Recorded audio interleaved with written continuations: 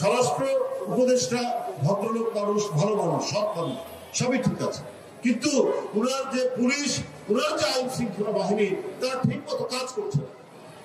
ওই দোষকদের কাছে তো টাকা আছে আওয়ামী লীগের যারা লোকেরা, তারা সমাজের মধ্যে অশান্তি, স্থিতিশীলতা এটা বিনষ্ট করার জন্য নানাভাবে কাজ করবে।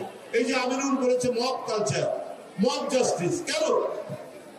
আজকে যদি আইনের শাসন নিশ্চিত থাকতো, তাহলে কে চোর কে ডাকাত এইটা তো নির্ভর করবে আইনি প্রক্রিয়া। এর জন্য তো আছে আদালত, পুলিশ গ্রেপ্তার করবে, আদালত বিচার করবে। মানুষ তো নিজের হাতে আইন নেবে কেন? যদি আইনের শাসন কায়েম করা যেত, তাহলে এই মব জাস্টিস, এই মব কালচারের তৈরি হতো না।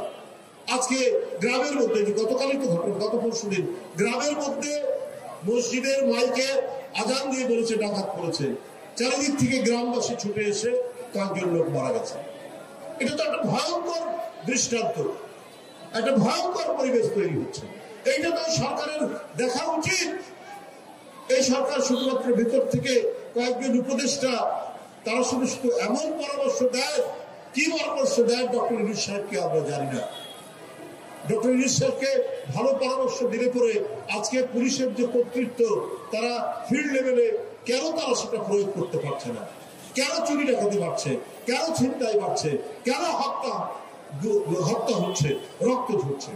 এই যে সামাজিক যে অনাচার, এই অনাচার বন্ধের দায়িত্ব তো সরকার, আর এই সরকারকে তো সমস্ত রাজনৈতিক দল সমর্থন দিয়েছে। তো তাদের তো কোনো ভয় নেই,